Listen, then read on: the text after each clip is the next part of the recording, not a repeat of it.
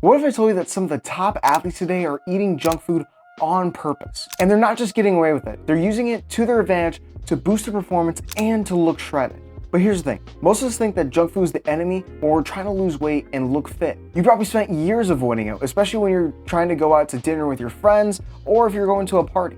If you're in your 20s and 30s trying to lose weight and you're getting exhausted by this clean eating lifestyle, this is for you. Today, I'm gonna show you exactly how pro athletes use junk food in their diet so you can take these tips and use them to indulge smartly and to get the body that you want. Many people assume that junk food, because it's not clean or healthy, that you're going to gain weight. But what if I told you that everything you've heard about this is 100% wrong? Have you ever heard of a guy named Hunter McIntyre? He's currently one of the greatest athletes ever and is a world champion at Hyrox. If you've never heard of Hyrox, think of CrossFit on steroids, and it's actually fun to do. And his diet is rather unusual than what people typically think of a pro athlete. I eat McDonald's and I eat sugar all day long and I dominate. I've actually this whole last month been sugar free, which has been difficult because I love sugar. Like I'll have like 300 to 500 grams of sugar a day. So the reason why Hunter needs to eat so many calories is because he needs to perform at a high, consistent level, especially with the intensity that he's doing. But this begs the question, how come he's not gaining weight at all? And generally, it's because that he is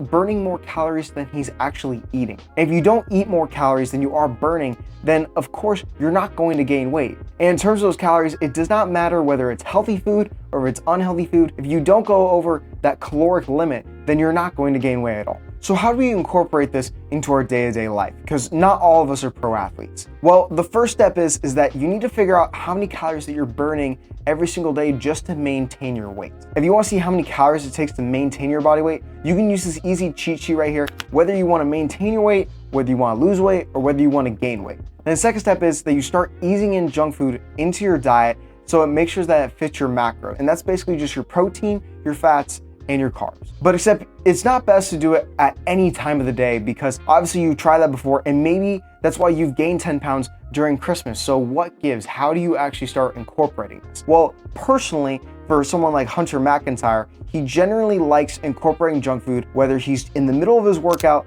or after his workout, so he can replenish the amount of energy that he just burned. So some examples relevant to you, let's say if you're doing strength training or some hard cardio, you can have something sugary in the middle of your session, such as jelly beans or Gatorade, to make sure that you're feeling replenished while you're working out. Or a second example, such as what Hunter does, is that he has peanut butter jelly sandwiches after his workouts to make sure that he continues to perform later that day at a high level. Best athletes I've ever met in the world, eating peanut butter and jelly sandwiches, glasses of whole milk. They're just eating. They're not trying to find all these fucking crazy edges and circles around. They're eating normal shit. I mean, have you ever hung out with a kid who's just bouncing all over the place, moving all the time, and they're just eating like candy and shit all day long? If you are moving, your body needs fuel. And peanut butter jelly sandwich, this will fuel a Ferrari.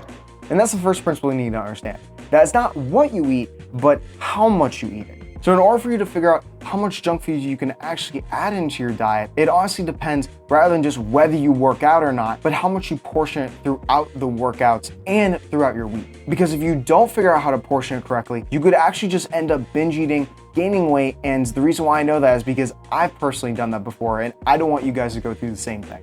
Well, if you want to understand how to portion your foods correctly, we first got to look at two big YouTubers who are also athletes at the same time that I admire deeply, and that is Beard Meats Food and also Will Tennyson.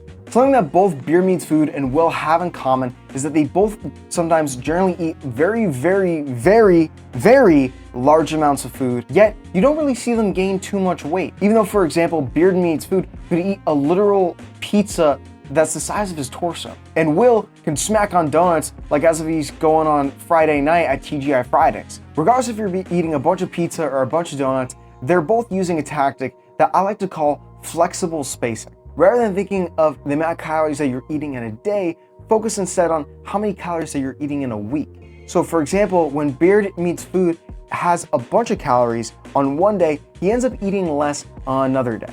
And one of the benefits of this is that it gives you a lot more flexibility in how you approach your week, or if you overeat on accident on one of the days, so you don't have to stress too much about it. But if you're someone that actually wants to be a little more active and do strength training every now and then I would generally advise doing this with caution, because if you're trying to eat 8,000 calories in one day and cutting down on the next day, you're probably gonna end up doing some disordered eating, which is not the purpose of this. It's rather spacing out your calories to how they fit you properly. So how does this apply in your day-to-day life? So let's say if you're trying to lose weight, what you could do that I've seen personally work is have 2 refeed days, which means that you have 2 days where you have a little bit more calories at your maintenance, and then on the other 5 days, you lower those calories even more. So you end up balancing them out without having too much damage on your metabolism and also just adhering to the diet in general. And if you are trying to lose weight, there are 2 options you could do for these refeed days.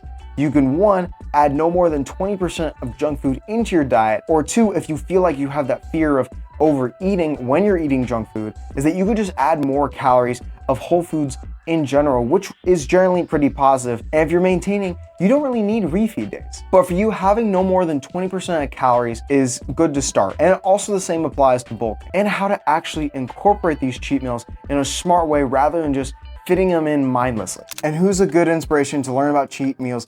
None other than The Rock. What The Rock is cooking! If you look at what The Rock eats, he generally has a decent foundation of having healthy foods in his diet. But if you look at The Rock, he's also mostly known for his great, giant, massive cheat meals. Like, this guy is insane for what he eats and still looks jacked. But from looking at a couple of his cheat meals that he has, a lot of them actually have something in common that most people would just overlook. Even though The Rock is incorporating things such as cookies or fudge brownies, he also incorporates a lot of different types of foods you might not expect. He eats sushi, he eats steak, he eats even weird things like baked potatoes, psychopath.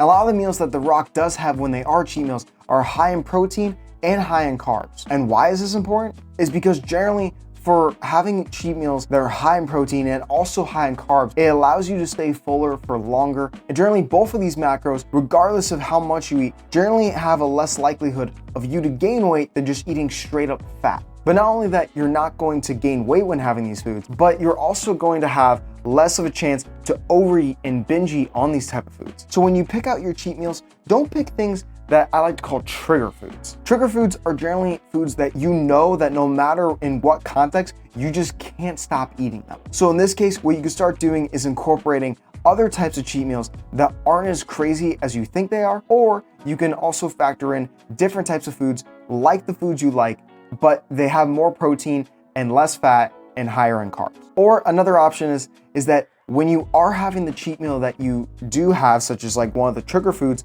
have it with a bunch of protein so you stay fuller for longer. And once you incorporate these cheat meals by adding in protein or having them very satiating like the weird potato that The Rock has, you can start adding them into your diet no matter what situation that you're in. And earlier I mentioned that having protein and carbs are generally the best to prevent you from overeating and to also feel full when you're having your cheat meals. But what I didn't mention was that certain foods that, even though they're high in protein, they can still cause you to gain a lot of weight without you even knowing it. So check out this video right here to where I go over those foods in detail so you never have to fall into that trap.